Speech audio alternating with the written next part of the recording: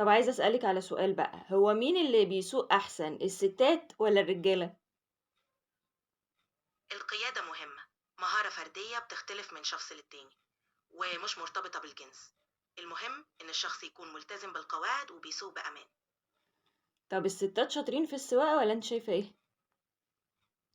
طبعا الستات شاطرين في السواقة كمان، المهم يكون في ثقة وتدريب كويس.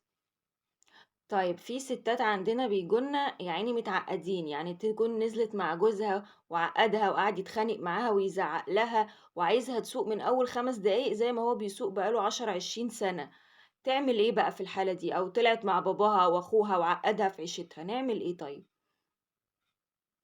الأفضل إن الست تطلب الهدوء والصبر من اللي بيعلمها، حلو. ولو ما لقيتش ده قرارها. المهم تختار الوقت اللي تشعر فيه بالراحة.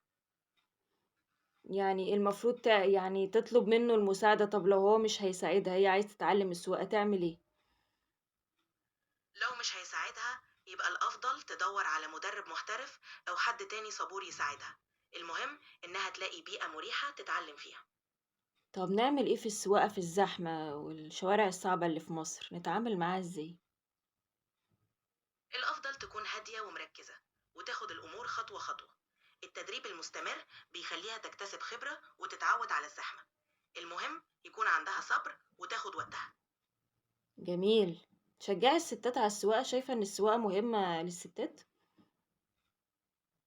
أكيد، السواقة مهارة مهمة وبتدي استقلالية وثقة، بتسهل كتير من أمور الحياة. إيه أحسن حاجة ممكن الستات يعني تستفيد منها من السواقة؟ السواقة بتدي حرية الحركة، بتوفر الوقت وبتزود الثقة بالنفس.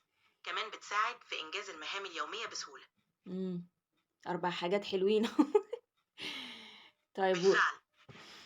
قولي لي طَب العفو. الستات اللي خايفين أوي ومتوترين ونزلوا وجرّبوا مرّة واتعقّدوا، ممكن نشجّعهم تاني إزاي؟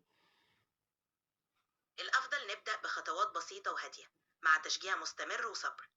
ممكن يكون في تدريب مع حد صبور أو مدرب محترف. إمم. المهم إنهم ياخدوا وقتهم ويتعلموا في بيئة مريحة. طَب ويختاروا مين عشان يتعلّموا معاه السواقة؟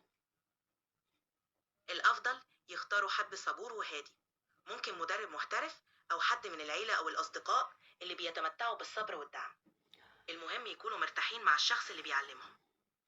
طَب يختاروا مين عشان يتعلّموا معاه السواقة؟ كابتن إسراء. محتاجة أي حاجة تانية أنا هنا. ربنا يخلّيكِ، شكرًا. شايفين؟ أهو، أهو، قالت لكم كابتن إسراء وفريق إيسوكار، ما تتلككوش بقى.